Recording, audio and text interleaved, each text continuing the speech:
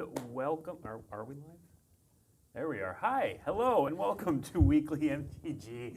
I'm your host, Blake Rasmussen, and today we have a fantastic show for you because we didn't have an after show because we did the debut on a Saturday.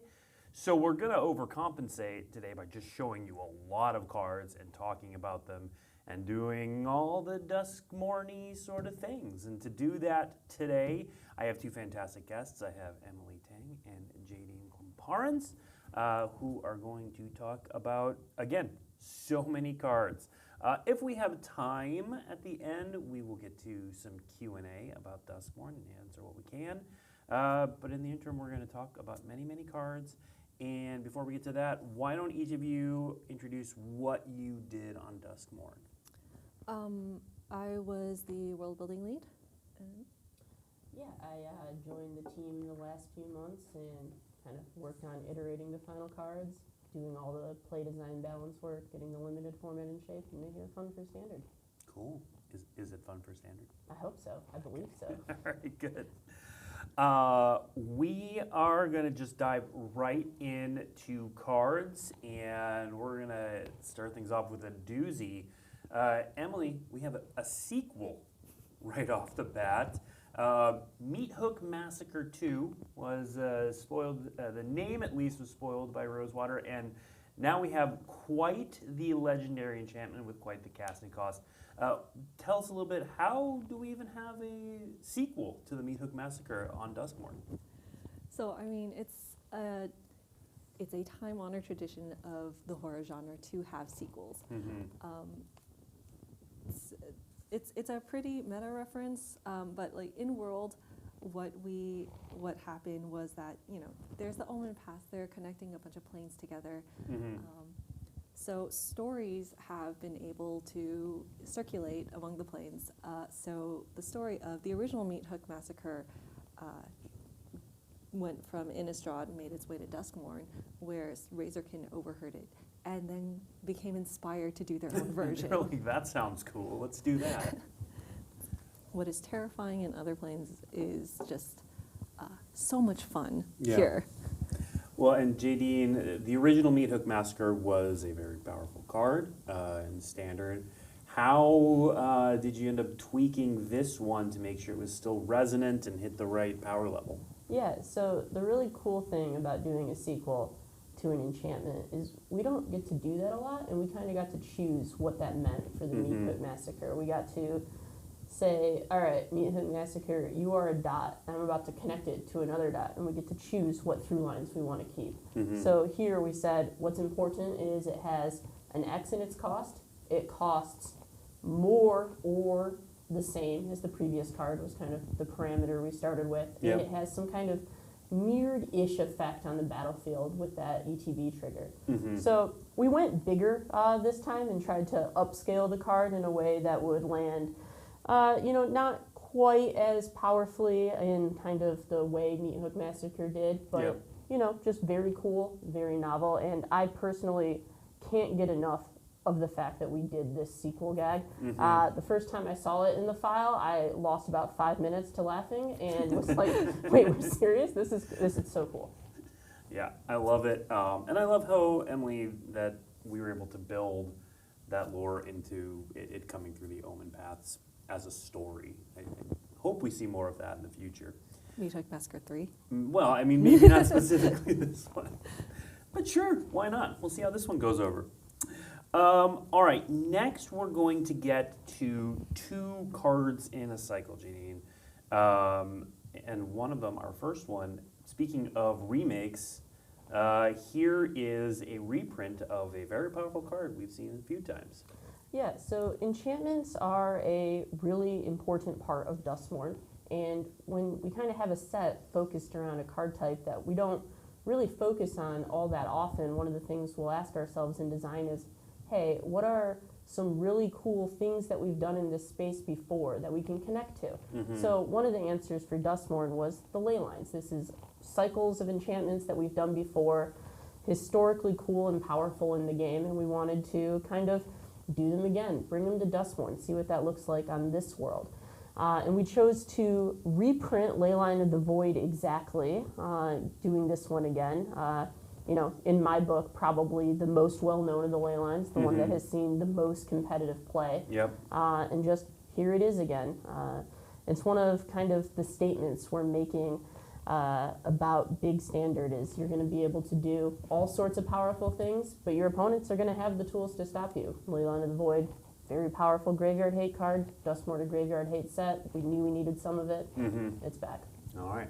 Now they're not all reprints, so No. we will show one of the new ones. This is Leyline of Resonance.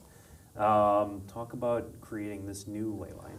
Yeah, so Leylines kind of generally fall into two camps. You have things like Leyline of the Void and Leyline of Sanctity, which are powerful cards that either protect what you are doing or stop your opponent from doing something. And then the other camp is stuff like here, Leyline of Resonance, something that is powerful and proactive and tells you to build your deck around this. You get to do this thing. Yeah. This cycle of Leylines was the first time I personally have worked on Leylines, and one of the things I learned is that they are really hard. There's just so few balancing mechanisms since they can cost 0 sometimes, and they're always going to cost 4. So we just kind of, instead of being able to tweak some numbers, have to keep trying new effects until we get something that we like and we're happy with. I think I worked on double-digit numbers of Leyline of Resonance. But this one we ended with is like very cool. You get to boost your creatures, do some kind of fun stuff, and we think it's a great dream. Cool. And Emily, every time we have the ley lines, there's always an in-world explanation for what's going on with them. What's the story with ley lines on Duskmourn? Yeah, so the ley lines, you can see on the card, we really leaned into the glitchy texture as something that's like really unique, a really unique visual for this plane. That glitchy texture comes from cracks in the wall, like places where, so when the house expanded, it took over the entire plane. There was a spirit realm that it couldn't fold into itself. So it just tried to push it to the edges of, I guess, the space the plane occupies in the Blind Eternities, to try and like compress it out of existence. That sort of worked enough, but the spirit realm is still there, and it puts pressure on the outside of the house, whatever outside exists. Yeah. So you see like cracks in the house, and this is where like the glitchy texture comes through. It's like the spirit realm just like pushing back and creating stress and fractures in the walls of the house. Very cool. All right, let's move on to it's a pair of cards really, and you're gonna see why in a second. So the first of the two is called Say Its Name, and we've got a scary dude looking in what looks like a mirror, and you get to mill some cards, you get to return some stuff. We've seen that ability before, but then you've got that last clause, exile this card and 2 other cards named Say Its Name for your graveyard. Search your graveyard, hand, and or library for a card named Altenak the Thrice Called and put it onto the battlefield. Emily, tell us about this card. So Altenak is an insect monster creature thing that Valgavoth created whenever he was starting to, grow more powerful, experimenting with what he could do. And it's called Altenak because that's the sound he was making as he was being, or it was making as it was being formed, the monster. So people were just like, oh, that's its name. It has the keenest sense of hearing in the entire house, which is a problem because it also hates the sound of its name. Okay. Hearing it reminds it of the agony it went through as it was being created, and it wants to do everything in its power not to remember that.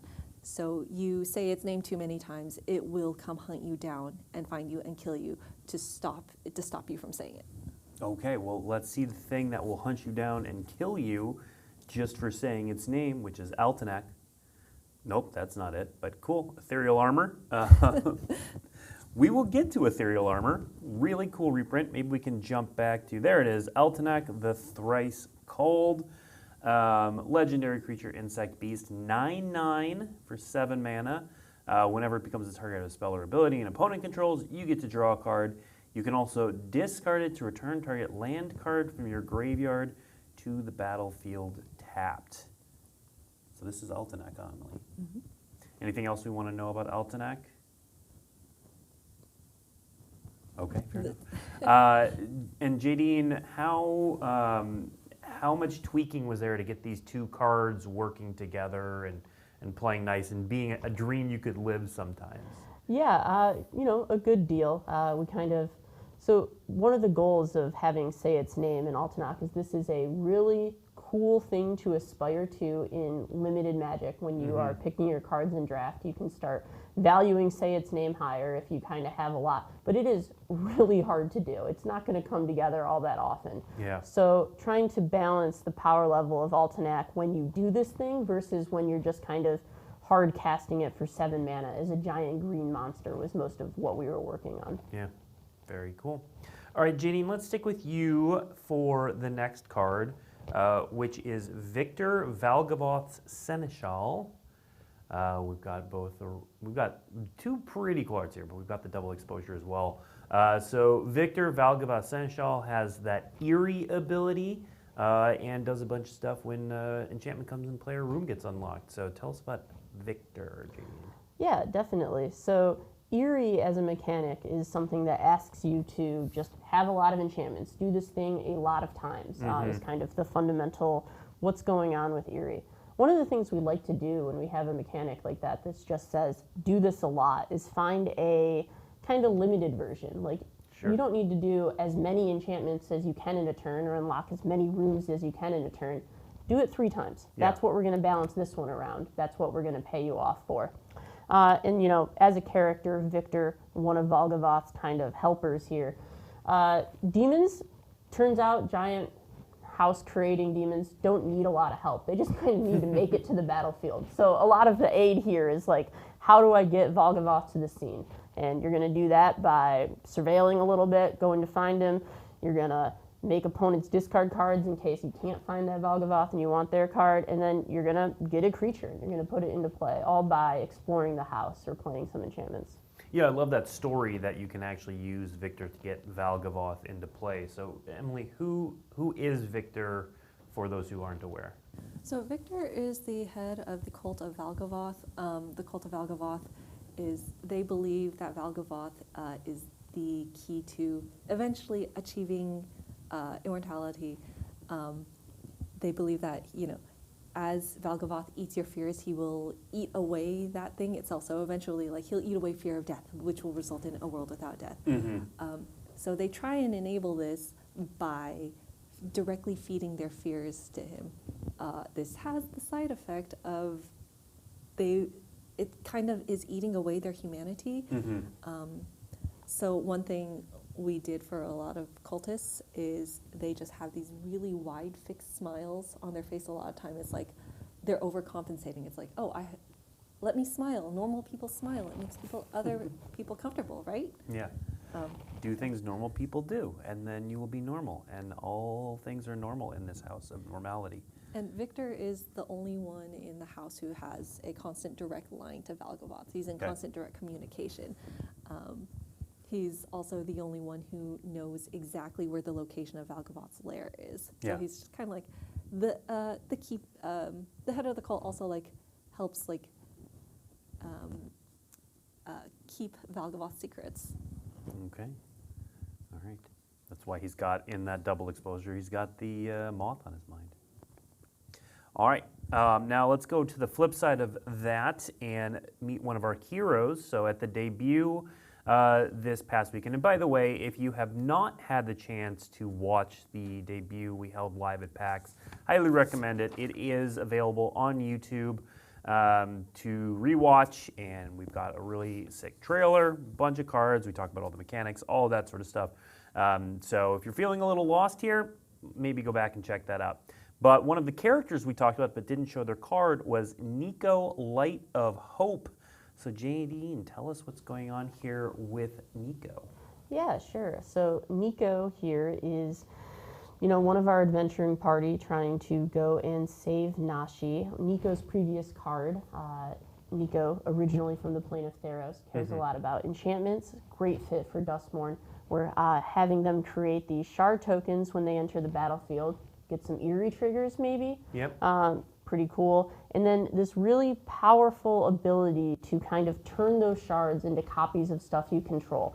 So just a very cool dream. So many things you can do with this. Really excited to see what players come up with here. Yeah. Very cool. And Emily, what's going through Nico's head there on the double exposure side? Any idea? So one thing.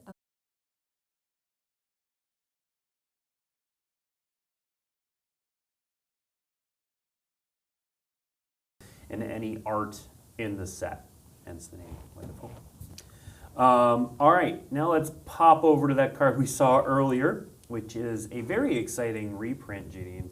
Ethereal Armor. Yeah, Ethereal Armor, originally from Return to Ravnica, back again. It's been a long time since Return to Ravnica.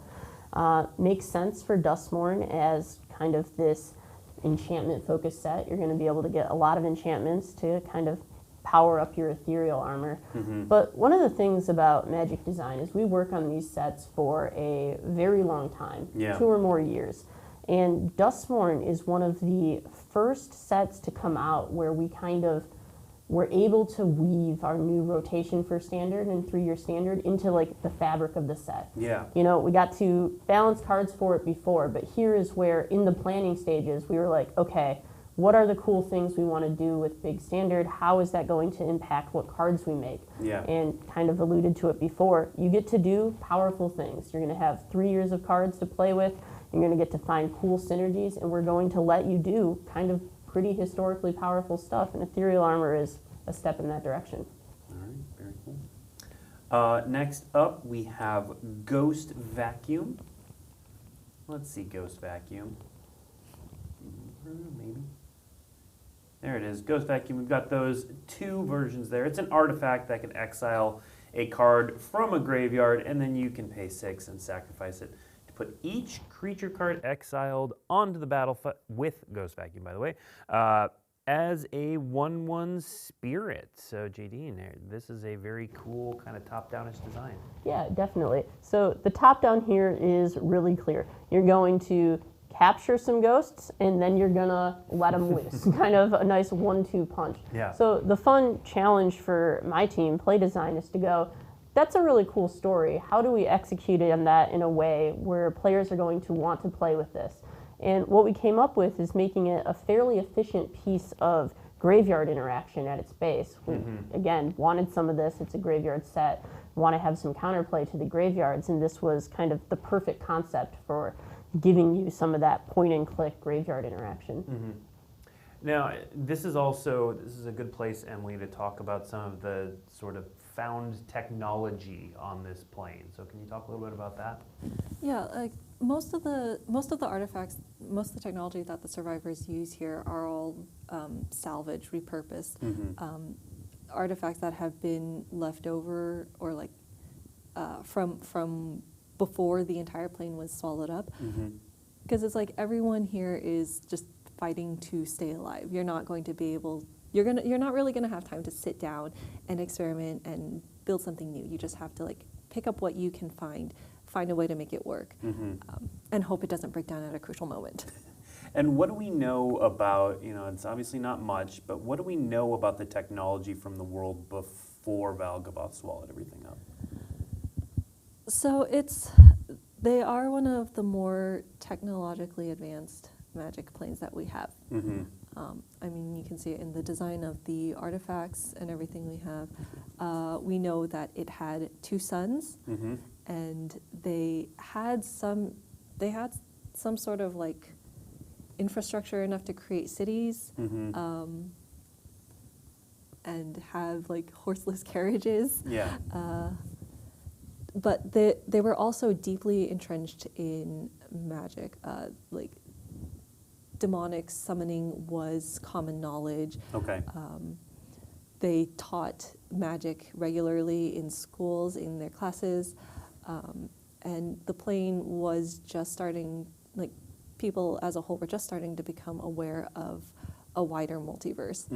Probably would have continued moving in that direction if, you know, Valgavoth hadn't happened to it. Yeah. But Valgavoth happened. Let's spend a little bit of time. So, you know, this is not the debut, so we don't have to go over all the mechanics and all of that sort of stuff. But I do want to talk about a couple of the mechanics. And the first one, Jadine, is the return of Delirium, which we see here on the Swarm Weaver. So the Swarm Weaver is 4 mana, so 2 black and a green for a legendary artifact creature Scarecrow. It's 2/3. We could always use more Scarecrows.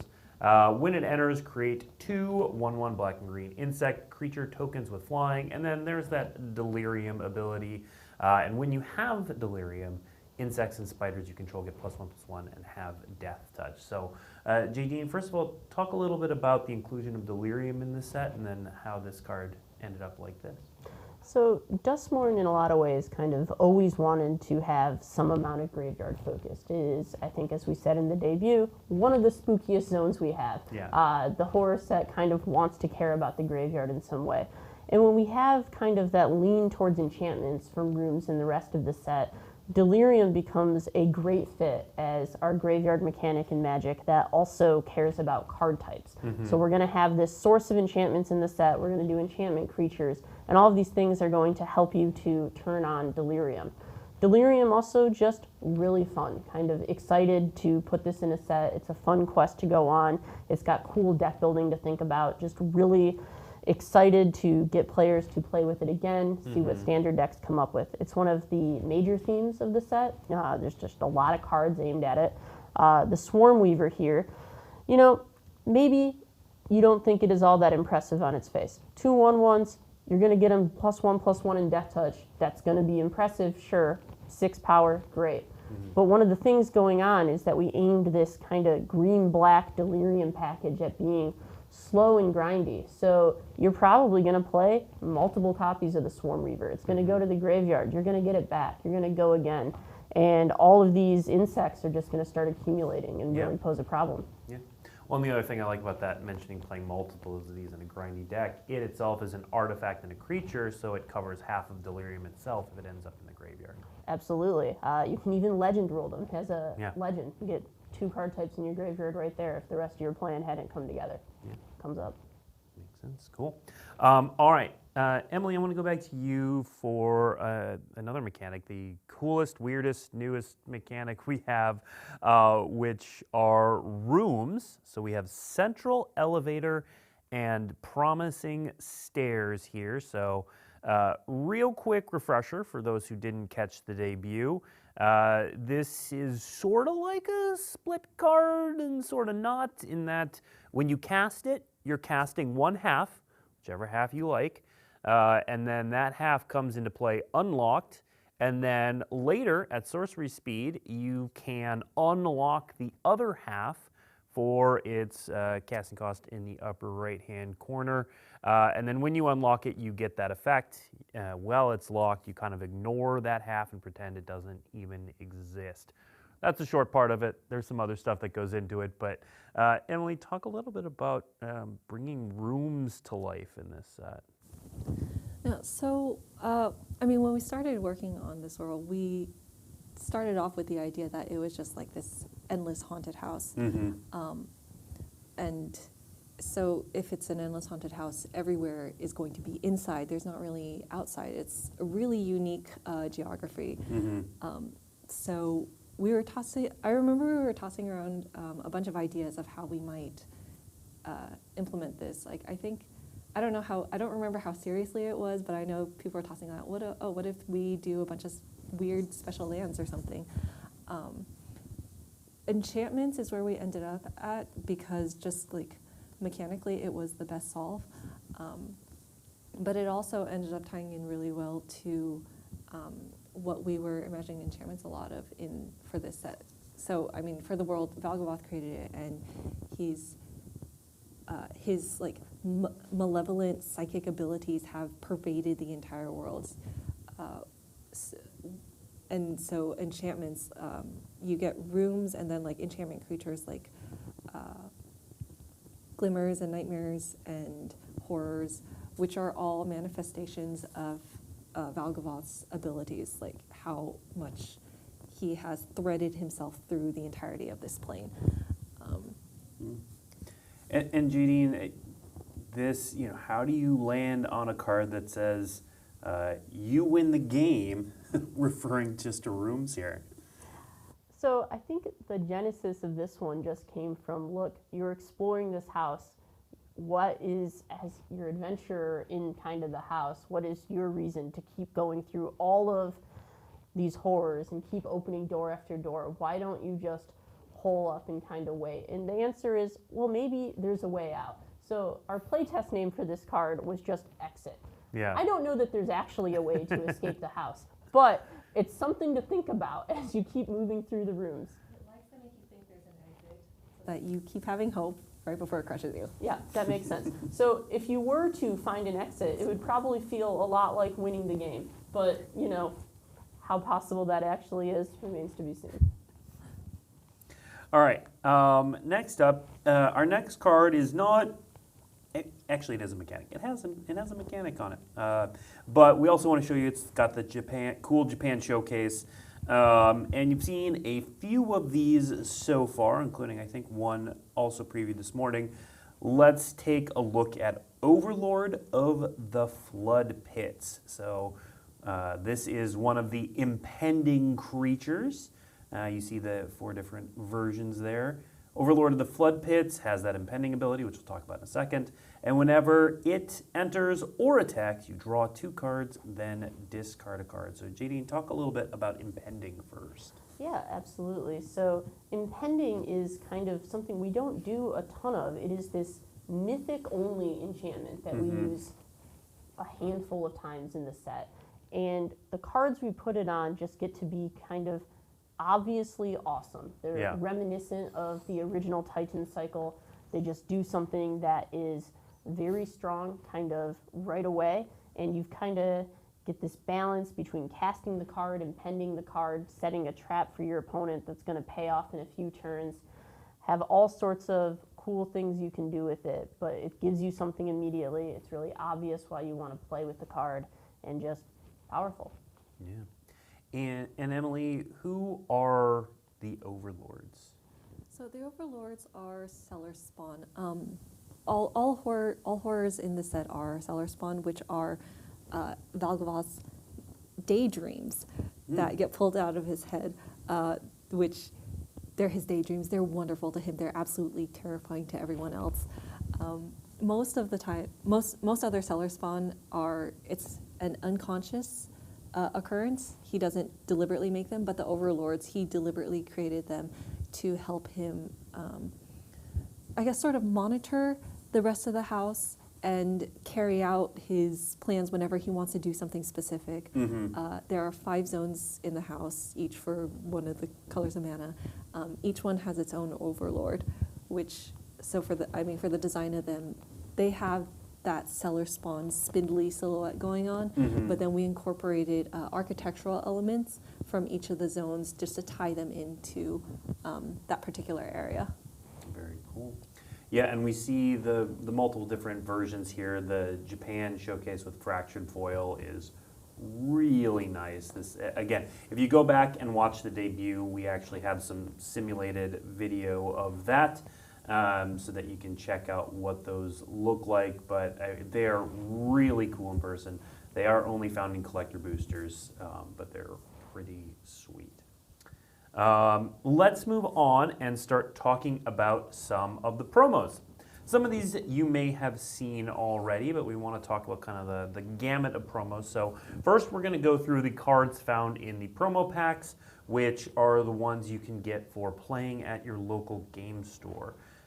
So Emily, we're going to start with you and talk about first promo, Shard Mage's Rescue. So it's a flash aura that as long as it enters this turn, enchanted creature is hexproof. It gets +1/+1. Seems like it goes pretty well with ethereal armor. What's going on with the story spotlight though? Yeah, so this is the moment in the story where they've been searching through the house for Nashi. They finally found him. He's trapped inside a wicker folk and is moments away from being transformed into one of the Wicker folk. Nico takes one of their shards, throws it, manages to thread the Wicker folk's, rib cage, Okay. trap Nashi inside it, and then basically rescue them from their imprisonment. And you can see that in the mechanics, hexproof, saving you from danger. Very cool. Jadine, where do we expect to see this card? See some play? Maybe alongside Ethereal Armor? Maybe. We'll see. They both cost 1 white mana. They're both auras. You do the rest, everyone. You got it. All right, Jadine, let's stay with you and talk about Valgavoth's Faithful. Here we have a single black 1/1 human cleric, 3 into black, sacrifice it, return a creature from your graveyard to the battlefield. That's pretty cool. Yeah, got a bit of a theme here. People who like Valgavoth, all about reanimating. Reanimating kind of a bit of a sub-theme of the set. We've got a few cards, and this is cool creature way to do it. Kind of gets the side effect of you could bring this back with something or return it to your hand, and then there you go. You've got your reanimation effect ready to go as soon as you find your big thing. Yeah, this is going to my cleric deck. It's happening. Next up, we have a really sweet reprint. This one raised my eyebrows when I saw it in the file because we just haven't had it in a while. We've danced around this for a while, but just this baseline effect. So Jadine, tell us how we came to the conclusion we should bring back Pyroclasm. Yeah, here it is, back for the first time since, well, not the first time, but originally printed in Ice Age, I want to say. Yep. So, big standard, strong decks, strong answers. You just kind of want to make sure that there's a lot of agency, places to go. If you have a problem with a particular strategy, Pyroclasm does a great job, best in class at what it does. Yeah, we've printed a lot of 3 mana red sweepers, or if they were 2 mana, they maybe did 1 damage and had some plus. So yeah, I'm really interested to see what this does because I can't remember the last standard Pyroclasm was in. It's been a while. It's been a long while, but yeah, chat is already excited about this, and for very good reason. If you've never played with Pyroclasm, 2 mana, 2 damage to every creature is quite good. Next up, we're going to go back to Emily for this one because we talked about glimmers in the debut, but we haven't really talked about them today. So our next card is called Inquisitive Glimmer.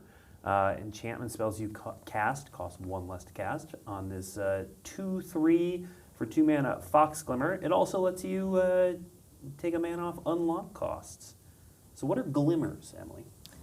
Glimmers are another manifestation created by the house. They are physical embodiments of people's hopes, their dreams, whatever keeps them going throughout day after day, and without succumbing to the malevolent influences of the house. They're like they're a safe. They're a safety net. They're a ward. They're just an extra little bit of protection. But it's like if you lose your glimmer, you are likely going to fall prey to the house. After not much longer. That sentence got away from me a little. Words, I do that all the time. The words made sense in an order. So Jadine, what? Is this, we're going to talk about limited archetypes. I've seen some people asking about that. We're going to talk about limited archetypes later in this show. Is this a signpost uncommon for white-blue, or what's going on here? Yep, absolutely. Signpost uncommon for white-blue. We'll talk about it more in a bit, but about enchantments. All right. And then our final card from the promo pack, back to Jadine, is Drag to the Roots. So destroy target non-land permanent is the line you care most about, but also it's got Delirium, and if you have Delirium, it costs a measly 2 mana. Yep, another signpost uncommon for the limited environment, black-green, about Delirium in limited. Destroy target non-land permanent, powerful line of text. Yeah. And if you can get that for 2 mana, you have a bargain. 2 mana instant, destroy target non-land permanent. Yeah, we've seen a number of black-green with restrictions. You know, Assassin's Trophy will do it, but they get a land, or Abrupt Decay can only hit things that are small. So yeah, the Seeing Anything is a pretty big game. All right.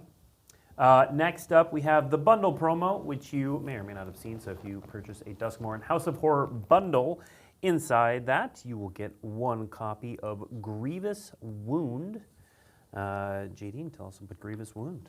Yeah, so enchantment aura, you're going to probably put this on your opponent, and they're going to not be able to gain life, and they're going to have a bad time whenever they take damage. So when we make sets, we kind of have a lot of stuff that we might put in the set. Almost always more than we're actually going to end up. And this idea of injuries was something that kind of went in and out of the set, and this is the last piece of it, but just injuries as auras, persistent conditions, something bad happened to you in the house, and now things are a little bit worse. Yeah. Was there any ever talk of this being a curse? We went back and forth a few times. Was discussed. Okay. Next up, you've definitely seen this one if you tuned into that debut. If you haven't, again, go see the debut. Or don't, because this thing is terrifying, and we show it to you several times.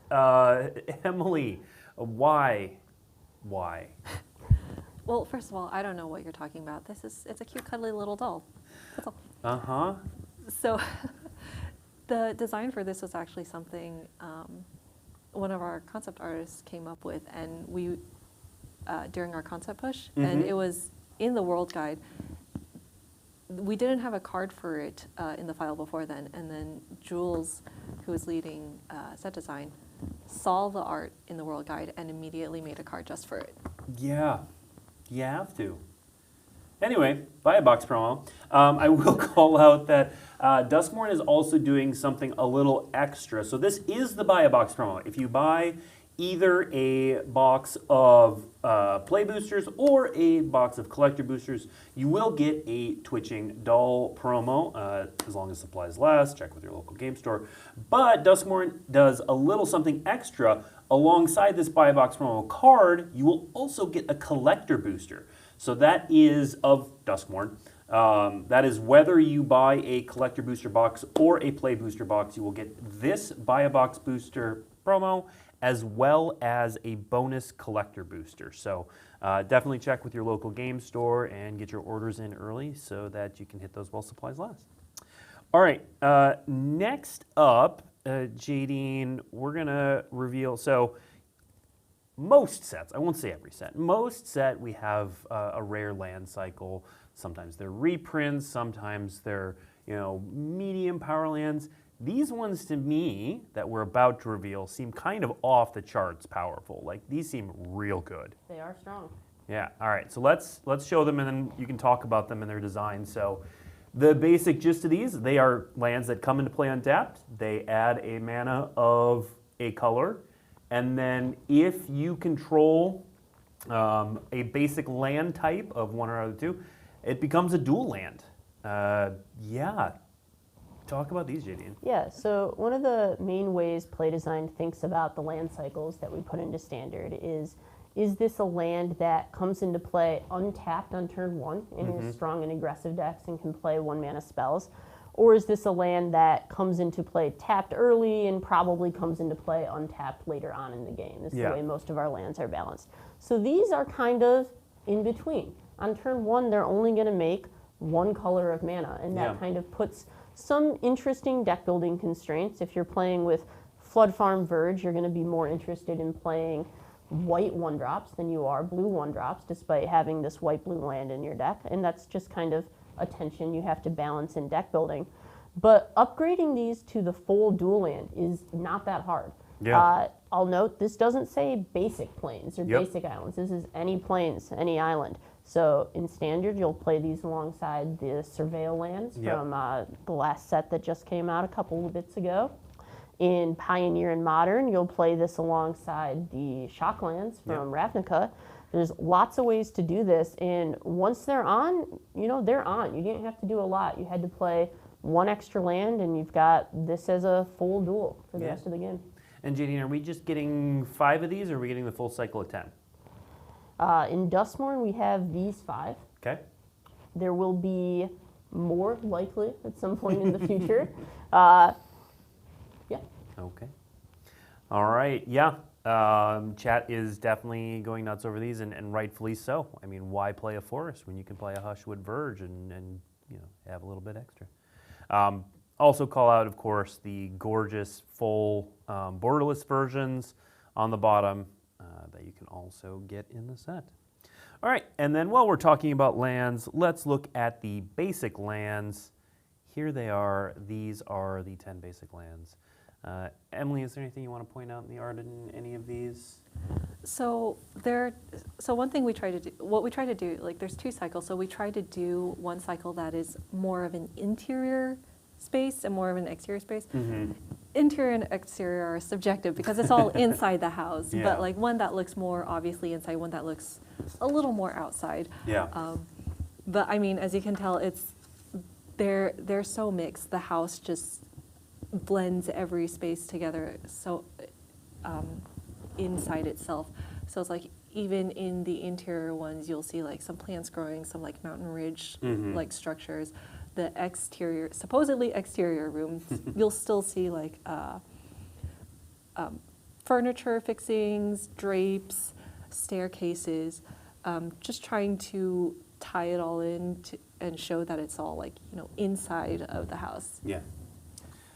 All right, before we get to the draft archetypes, we are going to reveal the rest of the special guests. So again, if you saw the debut over the weekend, you would have seen the gorgeous Damnation, as well as possibly the Collected Company, which we revealed a few months ago. And so we're going to walk through the rest of them and talk about how they were brought into Duskmourn. So first up, we have Hallowed Haunting and Soul Warden.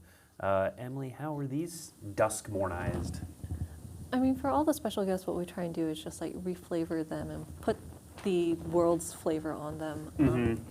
Don't know that I have too much more to say about that, except like I think maybe I'll say like Hallowed Haunting I had a lot of fun with that one, just because it's like all the spirits in the world are the ghosts of those who died before the world was swallowed up by the house, and they've managed to like squeeze their way in through the cracks, and they're showing up in the house's hallways. And this is like just we get a glimpse of what people Used to look like. Yeah, maybe not like directly before the house swallowed up, but like sometime in the past, this is what the people of the house were like.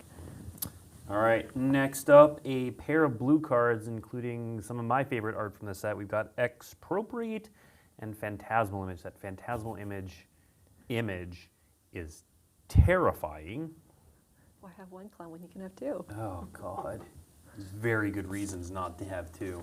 Phantasmal Image is, of course, one of the more powerful clone effects we've ever printed. And Expropriate is one of the more powerful commander cards we've ever printed.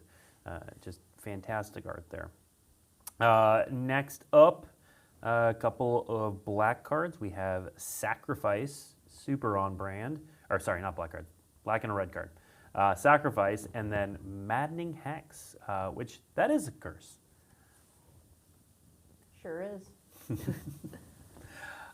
Sacrifice, I don't think we've reprinted that in a while. Could be wrong. I don't think so. And then finally, we have Unholy Heat and Noxious Revival. Just a little Phyrexian mana there. Also, the flavor text from Tyvar is great. Nothing I beat stays down. I love this place. So again, those are the special guests in addition to Collected Company and Damnation. All right, for the last bit of the show, we are going to talk about the draft archetypes. So we've still got a bunch of previews coming up, and we wanted to make sure people had a sense of what the draft archetypes were as they started going through all of the previews. So, Jadine, I'm just going to kind of turn it over to you. Talk about what's going on in each of these archetypes. Definitely. So we saw that glimmer earlier, the signpost of the blue-white deck.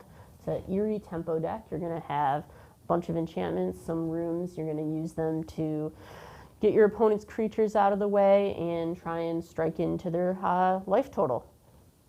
The other Eerie deck is blue-black. This is more controlling. You are trying to use rooms as a source of long game inevitability and kind of take control of the game with some Eerie triggers and just a lot of helpful enchantments.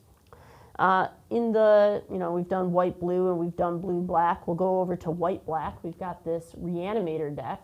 We saw a bunch of the Reanimator pieces earlier for the set.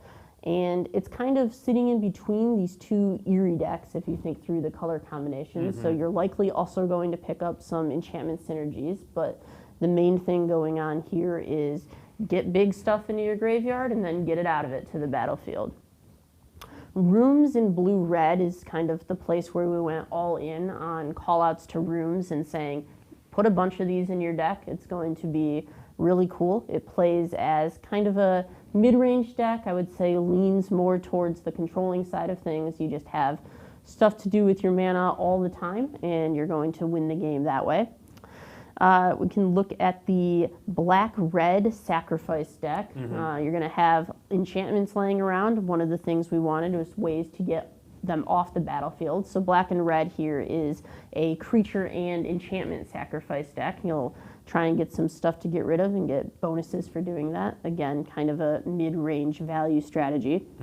Then we've got a pair of Delirium decks. Black-green is the slow version of Delirium. You're going to achieve Delirium. You're not too worried about doing it quickly. You're going to get there over the course of the game, and then you're going to play that controlling role with a lot of powerful top-end creatures and removal spells. And in red-green, you're going to have the Delirium Stompy deck that is going to be more aggressive. It wants to get Delirium early and power up its creatures, use those to take the opponent down. Red-white is the most aggressive deck in the format. It is a power 2 or less aggro deck that has a lot of the toy creature type here and kind of clowns and stuff like that. It's very fun. Toy and cool. aggro, yeah. Yeah, toy aggro. That's one thing you could think about calling it. But, just cool creatures, pretty straightforward, bit of synergy if you have small enough stuff.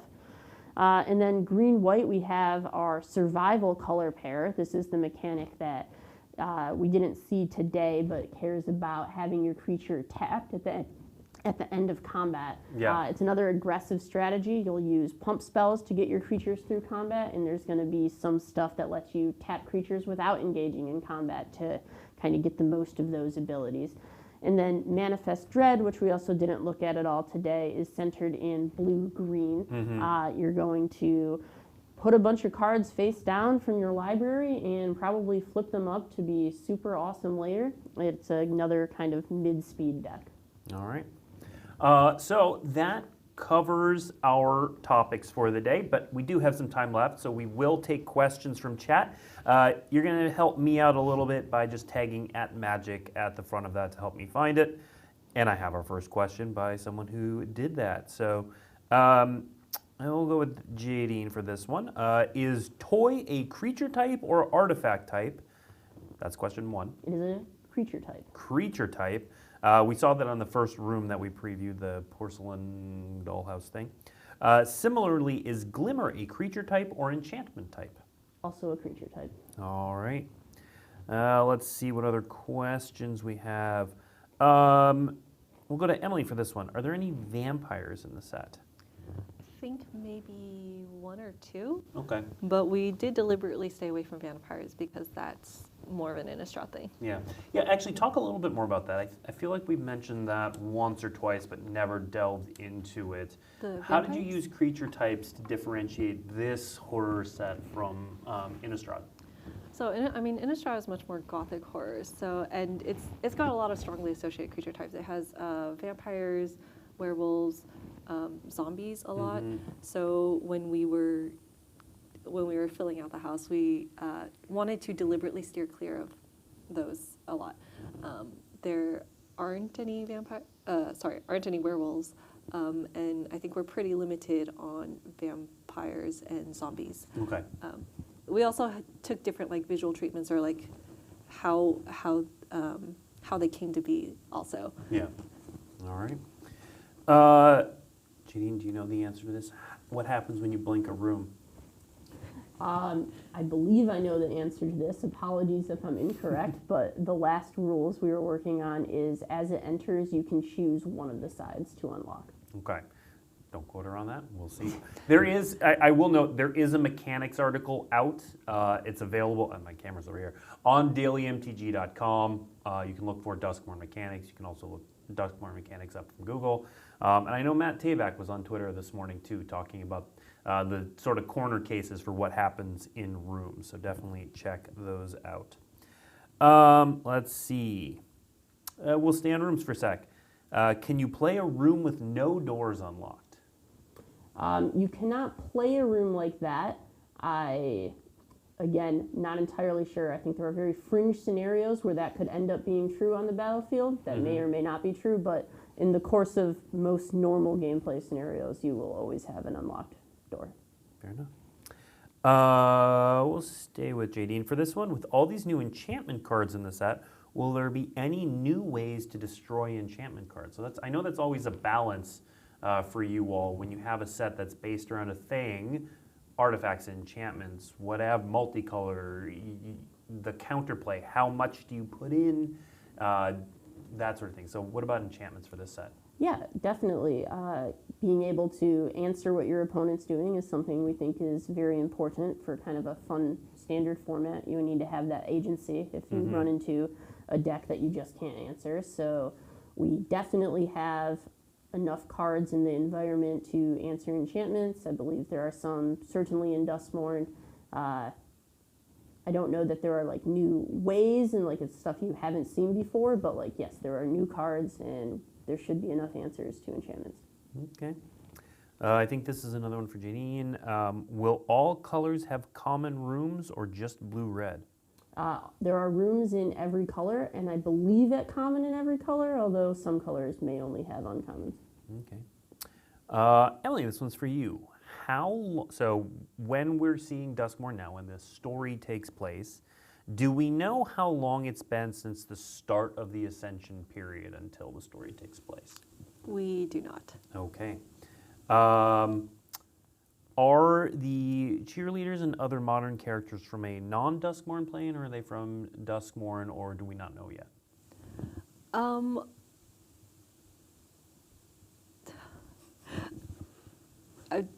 I don't know how I should answer this because I don't want anything I say to be like, oh, that's canon now, because it's like Sure. we haven't actually established.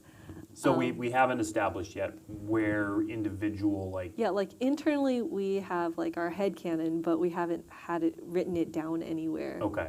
And so for sure. So it could change. It's one of those things where it's like,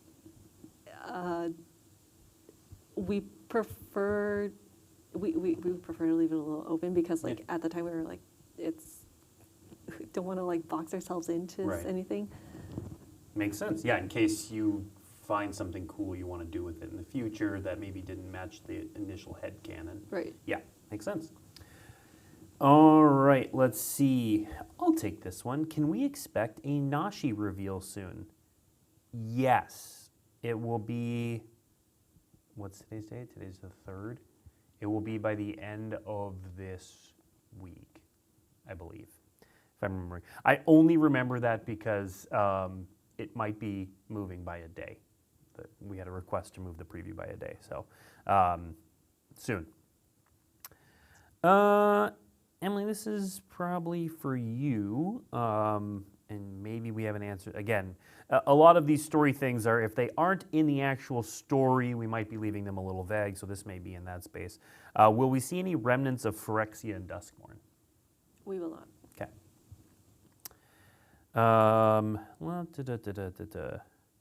Are we getting any new ninjas soon? I mean, Kaito. Kaito has ninjutsu. Kaito, yeah. Kaito. It's not a theme in this set, though, right? No. Yeah. Ooh, what is the scariest art from this set? I have my answer, but... And you can also say it hasn't been revealed yet if that's your answer. So I said this during the debut in the Duskmourn panel. It's not quite like, for example, the phantasmal image is just like viscerally terrifying to me. But part of the reason I put the Jolly Balloon Man in the first panel, the debut, is just because it's, at first glance, it's just like, oh, he's blowing up balloons. And then you look at it and you're like, oh, and then you like consider the implications and you're just like, oh, like that one to me is the scariest. But I mean, he's having a good time. he's jolly. Yeah. He's having a fantastic time. Yeah. Anyway, scariest art for you too? I think mine's the Jolly Balloon Man as Yeah. well. That piece is really scary to me, but there's a lot of scary stuff, and I think it's kind of different for everyone. Yeah, a lot of the fear ofs, like if you have the fear of that thing, might be that for some people. Yeah, I don't remember. I don't think it's been revealed yet, and I don't remember exactly which one, but there's one fear that's like just this one dreaming head being swallowed up, and it's like it just has this feeling of like intense like claustrophobia to Okay. it, and that is just like Okay. ugh, Stay for tuned. me. Stay tuned. Scariest art is whatever you find the scariest. Let's see.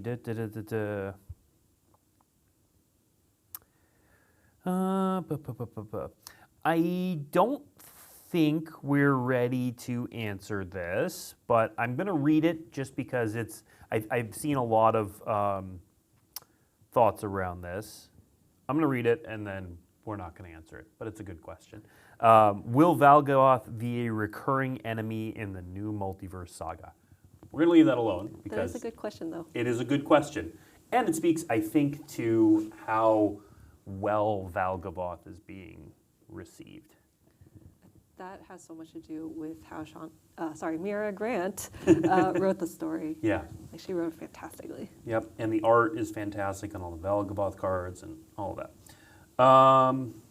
Let's see.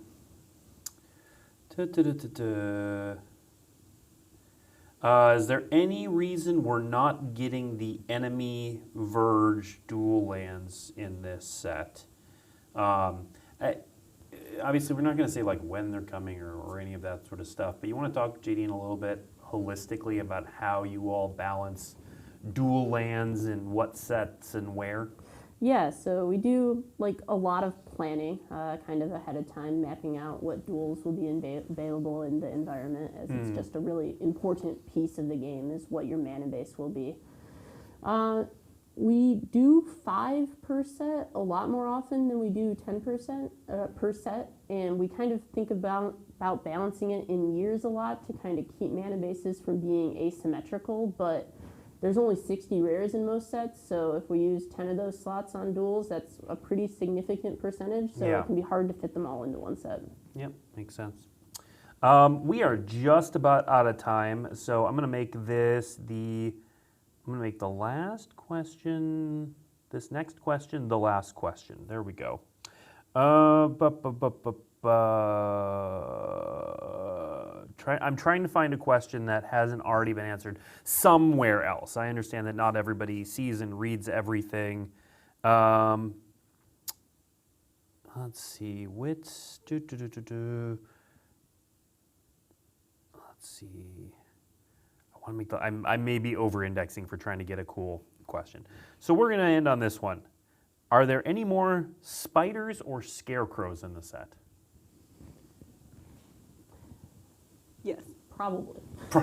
With probably yes. Probably what has been yes. revealed already. There's probably more. Yes. All right, I did see a bunch of great questions. Some of them have been answered in other places. For example, you should check out, I've said it before and I'll say it again, the Duskmourn debut panel that happened last Saturday, a couple days ago. I was there. It was at PAX West, but we recorded it and streamed it live and all that sort of stuff. So it's available on YouTube. You can find it on Twitch, this channel as well, under our past videos. So definitely check that out. Your question may have been answered there.